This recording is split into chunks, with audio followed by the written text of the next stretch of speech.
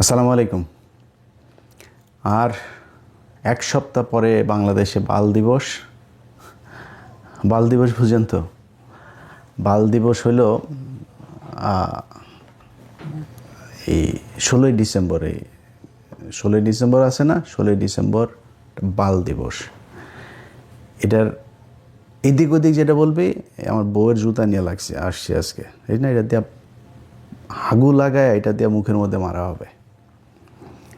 16ই ডিসেম্বরের যে বিজয় দিবস বলবে, ওইটারে অনুষ্ঠানের ভিডিও পুরাটা দেখা তারপরে শেষ করতে হবে। একটু শুই না, পাশার মধ্যে গরম তাপ লাগা তারপরে জাম করে উঠা গেলে হবে না। শেষ পর্যন্ত উঠা তারপরে বলে যাইতে হবে যে ইলিয়াস ভাই কি আসলে ঠিক বললো নাকি ব্যাঠিক বললো। যদি ব্যাঠিক বলি, আমার জুতা দিয়ে পেটায়েন, কোনো সমস্যা। আপনাদের সবার জুতা নিয়ে আমার গালে আমি নিব, কোনো সমস্যা নেই।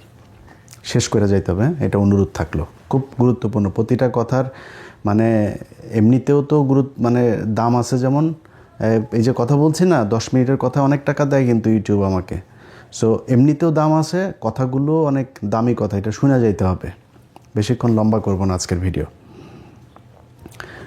মুক্তিযুদ্ধ নিয়ে কিছুই বলা যাবে না, বিশাল আকারে মুক্তিযুদ্ধরে নিয়ে একদম আলাপই করা যাবে না। এটা কোরআন নাকি যে এটার কোনো পরিবর্তন নাই, কোনো কিছু নাই, কোনো আলোচনা করা যাবে না। মুক্তিযুদ্ধের সময় এখন পর্যন্ত যারা মুক্তিযোদ্ধা আছে, আমাদেরকে যারা মুক্তিযোদ্ধা বলে, যারা যুদ্ধ করে দেশ স্বাধীন করেছে, এই মুক্তিযুদ্ধ মন্ত্রী ছিল এই যে মুজাম্মেল, নিকোলের বয়ফ্রেন্ড। 5 তারিখের আগের দিন পর্যন্ত নিকোলের মতো এরকম অনেক নারীদের খেয়ে গিয়েছে। তার মানে শরীরে শক্তি টক্তি ভালোই আছে। তো এরকম মুক্তিযোদ্ধা সারা দেশে আছে না? 20,000 টাকা করে ভাতা নিচ্ছে। এদেরকে ডাক দিয়ে আপনি জিজ্ঞেস করতে পারতেন না যে ভাই আসলে কতজন মুক্তিযোদ্ধা ছিল, কে কে রাজাকার ছিল, কার কার মারে পাকিস্তানিরা নিয়ে লাগাইলো? এগুলো করা যাইতো, তো খোঁজ নেওয়া যাইতো না? করেন নাই। কারণ কি? এটা বিশাল একটা গ্যাপ এই জায়গায় আছে। এই ভ্যাকিউম কেউ পূরণ করিতে চায় না।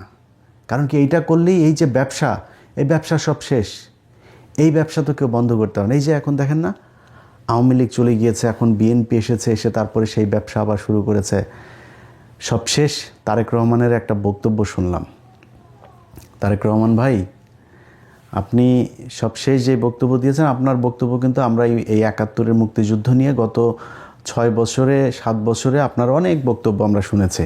আপনি কিন্তু একদম মানে পড়াশোনা যে প্রচুর করেছেন ইতিহাস নিয়ে, সেটা বোঝা গিয়েছে। আপনি বই ধরে ধরে তারপরে এই আলোচনাগুলো করতেন, সেই বক্তব্য শুনেছি।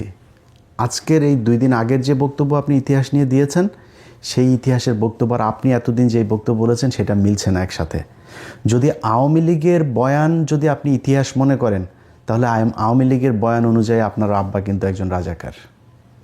এটা কিন্তু মাথায় রেখে তারপরে ইতিহাস নিয়ে আলোচনা করতে হবে, খুব সাবধানে। আর যদি মনে করেন না, আসলে ইতিহাস নিয়ে কথা বলতে চাই, ইতিহাস যেটা সত্য সেটাই জানাইতে চাই, তাহলে অনুরোধ থাকবে আল্লাহর হস্তে আপনাদের নির্বাচনী ইশতেহারে যেন এবার থাকে কতজন মানুষ মারা গিয়েছে, কতজন মানুষ ধর্ষিতা হয়েছে, কতজন মানুষ আসলে মুক্তিযোদ্ধা ছিল, কতজন রাজাকার ছিল, এটা আমরা দিব, এটা জরিপ করব। আর বেশি দিন সময় নাই কিন্তু। জেনুইন অরিজিনাল মুক্তিযোদ্ধা, এই মুজাম্মেলদের মতো ভুয়া মুক্তিযোদ্ধা না, অরিজিনাল মুক্তিযোদ্ধা, তারা কিন্তু এখন সবার বয়সী 70-এর উপরে। আর 5 বছর পরে কিন্তু একটারও খুঁজে পাওয়া যাবে না।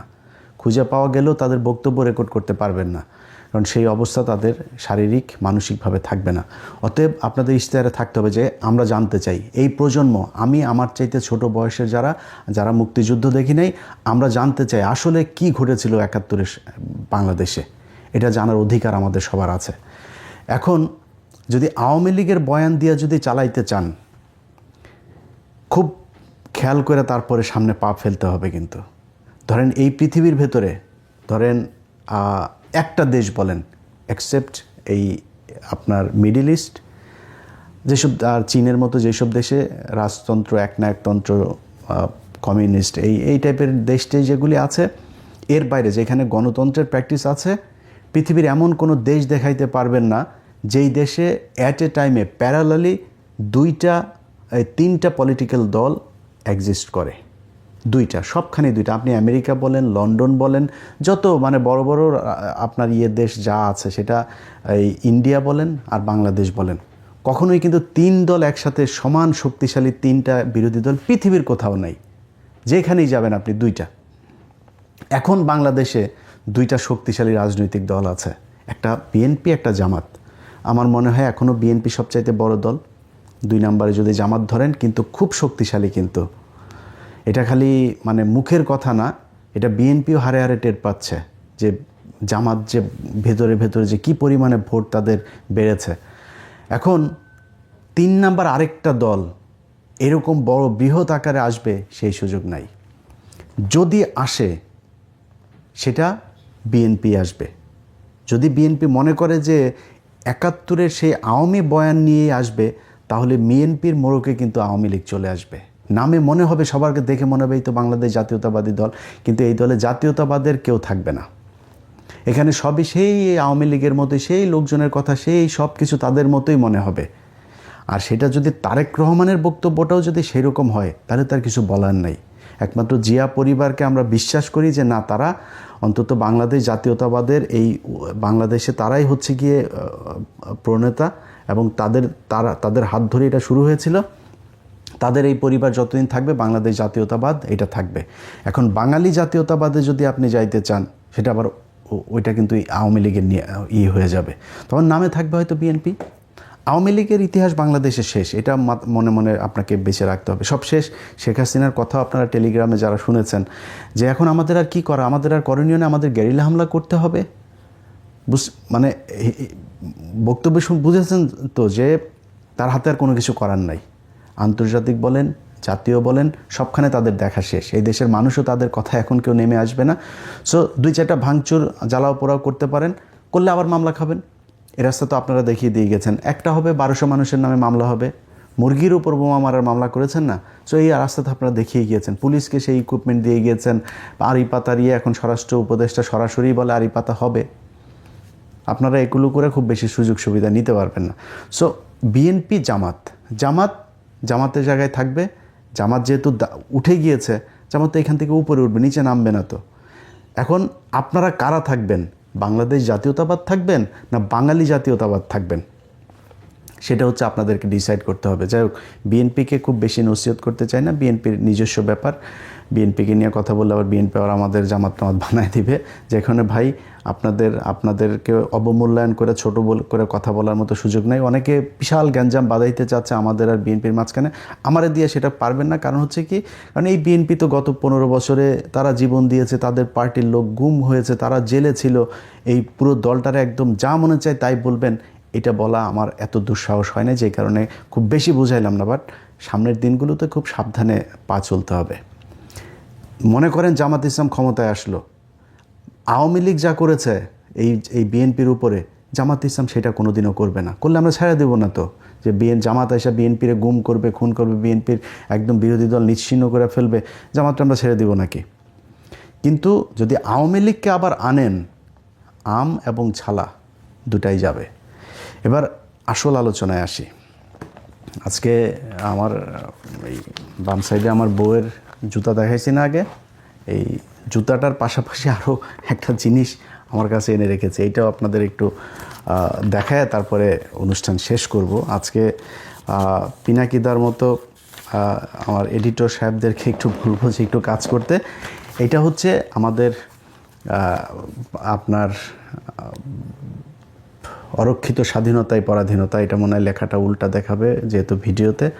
সো এই অরক্ষিত স্বাধীনতায় পরাধীনতা, এই বইটার এটা হচ্ছে এডিটর সাহেব আমার এটার প্রথম পৃষ্ঠার ছবিটা আপনাকে দিয়ে পাঠিয়ে দেব, আমি একটু দেখায় দিয়েন।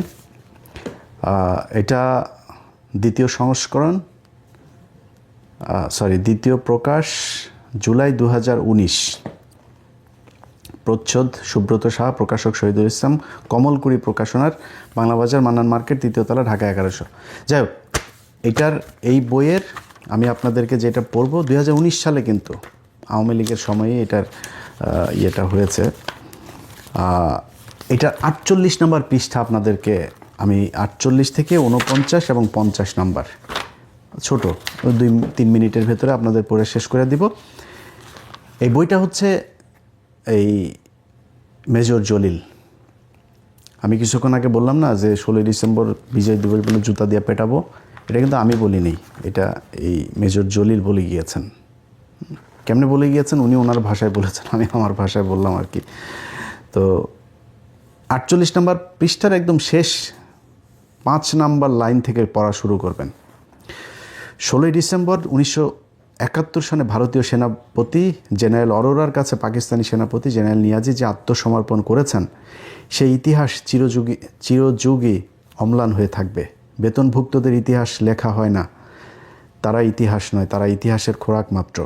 ঐতিহাসিক 16 ডিসেম্বর 1971 সন বাংলাদেশের মুক্তিযুদ্ধের আনুষ্ঠানিক অবসানের দিন। আনুষ্ঠানিক কী দিন? অবসানের দিন, বিজয় দিন না, কিন্তু শেষ করতে দেন। হানাদার পাকিস্তানি বাহিনী ভারতের পূর্ব অঞ্চলীয় কমান্ডারের অধিনায়ক লেফটেন্যান্ট কর্নেল জগজিৎ সিং অরোরার কাছে ঢাকার রেসকোর্স ময়দানে আত্মসমর্পণ করে। যে যুদ্ধ বাঙালি সশস্ত্র গণবিস্ফোরণ ও মুক্তিযুদ্ধের মধ্য দিয়ে শুরু হয় তার শেষ হয় ভারতীয় সেনাবাহিনীর অধিনায়কের কাছে হানাদার পাকিস্তানি বাহিনীর অধিনায়কের আত্মসমর্পণের মধ্য দিয়ে। হিসেব মিলছে না কেন? হিসেবের এই গরমিলের জন্য দায়ী কে বা কারা? যারা মুক্তিযুদ্ধ শুরু করেছিল, যুদ্ধ শেষে পরাজিত শত্রুপক্ষ মুক্তিযোদ্ধাদের কাছে আত্মসমর্পণ করল না কেন? পাকিস্তান এবং ভারতের মধ্যে তো কোনো যুদ্ধ হয়নি। মুক্তিযুদ্ধ সংঘটিত হয়েছিল হানাদার পাকিস্তানি সেনাবাহিনী এবং মুক্তিকামী বাঙালি জনগণের মধ্যে। ভারতীয় সেনাবাহিনীর কাছে পাকিস্তানি সেনাবাহিনীর আত্মসমর্পণের হেতুটি দেখা দিল কেন? কোন উদ্দেশ্যে? মুক্তিযুদ্ধের সর্বাধিনায়ক কর্নেল উসমানীর কাছে পাকিস্তানের পরাজিত নিয়াজি আত্মসমর্পণ করলেন না কেন? আত্মসমর্পণের সময় কর্নেল উসমানী উপস্থিত ছিলেন না কেন? অনুপস্থিত ছিলেন কেন? আত্মসমর্পণের বেশ কয়েকদিন পর কর্নেল উসমানী ঢাকায় এলেন কেন? এ সময়কাল তিনি কোথায় ক্ষেপণ করেছেন? তিনি কি তাহলে সত্যি কলকাতায় বন্দী ছিলেন? আজও বাংলাদেশের জনমনে নানান প্রশ্নের ভিড় জমেছে। এসব প্রশ্নের উত্তর দেশবাসী আওয়ামী লীগের কাছে থেকে প্রত্যাশা করেছে, কিন্তু আওয়ামী লীগ নেতৃত্ব এবং ভারতে অবস্থানরত প্রবাসী আওয়ামী লীগ নেতৃত্ব এ সকল প্রশ্নের জবাব দেওয়ার আজ পর্যন্ত কোনো তাগিদই বোধ করেনি। তাছাড়া আত্মসমর্পণের পর 1 সপ্তাহের পরে প্রবাসী আওয়ামী লীগ সরকার বাংলাদেশে ফিরে এসে বিনা প্রশ্নে গদিতে বসেন। মুক্তিযুদ্ধের সর্বাধিনায়ক ঐতিহাসিক আত্মসমর্পণ অনুষ্ঠানে কেন অনুপস্থিত ছিলেন সে সত্যটি উদ্ঘাটন করার জন্য আজ পর্যন্ত কোনো তদন্ত কমিটি গঠন করা হলো না। অথচ মুক্তিযুদ্ধের এই অসহায় মহানায়ক কর্নেল ওসমানের কতই না প্রশংসা। কেন এই মিছিমিছি প্রশংসা? এর অন্তরালে কী রহস্য? রহস্য তো নিশ্চয়ই রয়েছে। ভারতীয় সেনাবাহিনীর অধিনায়কের কাছে পাকিস্তানি সেনাবাহিনীর অধিনায়কের আত্মসমর্পণের মধ্য দিয়ে প্রকৃত পক্ষে 16 ডিসেম্বর, যাকে আমরা বিজয় দিবস হিসাবে অভিহিত করি, যাকে আমরা 16ই ডিসেম্বর বলে অভিহিত করি, সেই দিন থেকে বাঙালির মুক্তিযুদ্ধকে সরাসরি অস্বীকার করা হয়েছে। 16ই ডিসেম্বর যোদ্ধাদের বিজয় দিবস এর পরিবর্তে ভারতীয় সেনাবাহিনীর বিজয় দিবস হিসাবে ইতিহাসে আনুষ্ঠানিকভাবে চিহ্নিত করা হয়েছে। এই ষড়যন্ত্রের পেছনে আসলে উদ্দেশ্য হচ্ছে বাঙালির স্বাধীনতা সংগ্রামকে অস্বীকার করা এবং পাক ভারত যুদ্ধে পূর্বাঞ্চলের রণাঙ্গনে ভারতীয় সেনাবাহিনীর বিজয় ঘোষণা করা। এ বিজয়ে বাংলাদেশের মুক্তি পিপাসু জনগণ ও মুক্তিযোদ্ধারা ছিল নীরব দর্শক। আওয়ামী লীগ নেতৃত্ব ছিল বিনয়ী তাবেদার এবং কর্নেল ওসমানী ছিলেন অসহায় বন্দী। এ যেন ছিল ভারতের বাংলাদেশ বিজয় এবং আওয়ামী লীগ সরকার এ নববিজিত ভারত ভূমির যোগ্য লিজ গ্রহণকারী সত্তা। সুতরাং যেমন সত্তা তেমনই তার শর্ত। আর যায় কোথায়? এ তো গেল 16ই ডিসেম্বরের সম্পর্কে কিছু কথা। অনুরূপভাবে 17ই ডিসেম্বর তারিখে খুলনায় সার্কিট হাউস ময়দানে পাকিস্তান সেনাবাহিনীর আনুষ্ঠানিক আত্মসমর্পণ পর্ব অনুষ্ঠিত হয়। 9ম সেক্টরের অধিপতি হিসাবে আমি সেখানে উপস্থিত থাকলেও ভারতীয় সেনাবাহিনীর কর্তৃপক্ষ আমাকে একরকম জোর করেই পেছনের সারিতে ফেলে দেয়। বারবার প্রচেষ্টা চালানো সত্ত্বেও আমাকে সামনে আসতেই দেওয়া হলো না। আমার প্রতিপক্ষ ভারতীয় সেনাবাহিনীর মেজর জেনারেল দালবীর সিংকে দিয়েই সেই আত্মসমর্পণের নেতৃত্ব বজায় রাখা হয়। অথচ দালবীর সিংয়ের অধীনস্থ সৈন্যরা যুদ্ধক্ষেত্রে সবসময় আমার বাহিনীর অনেক পেছনে অবস্থান করত। মুক্তিযোদ্ধাদের দীর্ঘ 9টি মাসের অসীম ত্যাগ, তিতিক্ষা আর আত্মাহুতির মধ্য দিয়ে রচিত বিজয় পর্ব এভাবেই ভারতীয় শত্রু চক্র দ্বারা লুণ্ঠিত হয়ে যায়। সংগ্রামী লড়াকু বাঙালি জাতি প্রাণপণ যুদ্ধ করেও যেন বিজয়ী হতে পারল না। পারল কেবল অপরের করুণায় বিজয় বোধ দূর করে অনুভব করতে। বিজয়ের সরাসরি স্বাদ থেকে কেবল বাঙালি জাতি বঞ্চিত হলো না, বঞ্চিত হলো প্রকৃত স্বাধীনতা থেকেই। সুতরাং সেই বঞ্চনাকারীদের কবল থেকে বঞ্চিতদের ন্যায্য পাওনা আদায় করার লক্ষ্যে আরেকটি প্রকৃত মুক্তিযুদ্ধের প্রয়োজন কি এখনও রয়ে যায়নি? এবার শুরুতেই যে জুতাটা দেখাইছি না, এই পৃষ্ঠা পড়ার পরে কে জুতা খাইতে চাস আর কে জুতা মারতে চাস ওটা আমারে জানাইস।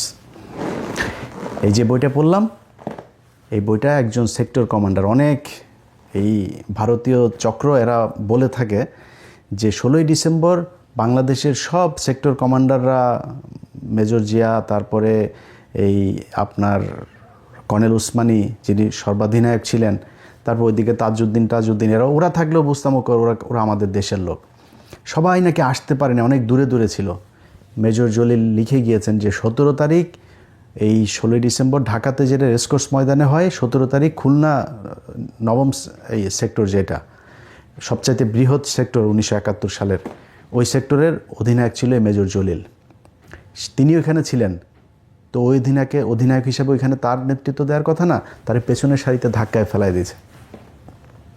এটা হচ্ছে আমাদের বিজয়। মেজর জলিল লিখে দিয়ে গিয়েছেন আরেকটা বিজয় দিবস আমাদের প্রয়োজন। লিখেছে না, সব শেষ লাইনটা পড়লাম না, আবার পেছনে ঘুরে শুনেন। সেটা হচ্ছে 5ই আগস্ট। এই কারণে 5 আগস্ট আমাদের বিজয় দিবস। এখন ঘুরায়া পেঁচায়া মুক্তিযুদ্ধ নিয়ে কোনো কথা বলা যাবে না, মুক্তিযুদ্ধের ব্যাপারে কোনো কথা, মুক্তিযোদ্ধাদের নিয়ে কোনো কথা বলা যাবে না। তাইলে মেজর ডালিম কই, কর্নেল হুদা কই, মেজর এই কর্নেল নূর কই, কর্নেল এই ওই যে রশিদ কই, তারা কোথায়? তাদেরকে দেশে থাকতে দিস নাই কেন?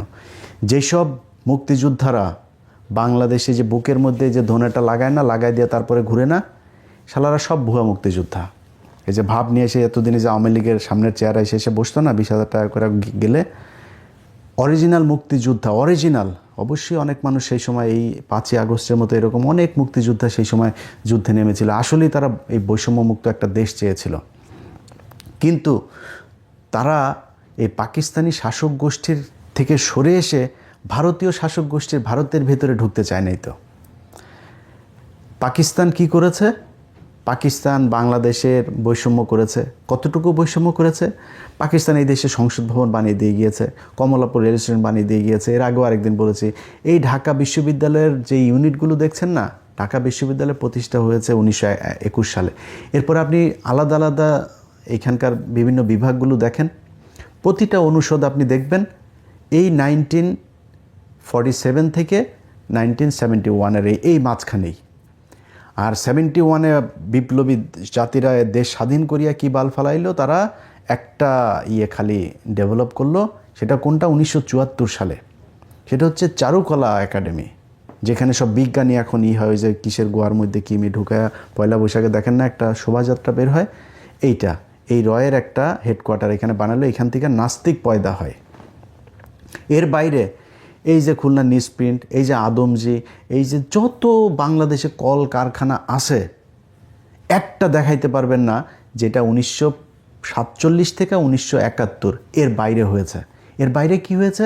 পাকিস্তানিরা যাওয়ার পরে আমাদের দেশের সব নিউজপ্রিন্ট বন্ধ, এইটা বন্ধ, ওইটা বন্ধ। এই যে এখন যেগুলি এই কেরুয়েন কোম্পানি দেখেন, সব লস। এই যে এখন বিদেশিদেরকে দিতে চায় না বন্দর, বিদেশিদেরকে দিতে চায় না আপনার এই বিমানবন্দর, দিতে চায় না কেন? লুটপাট করে সব জায়গায় লোকসান, রেলওয়ে লোকসান, বাস লোকসান, বিআরটিসির লোকসান, বিআরটিএর লোকসান, সব জায়গায় লোকসান।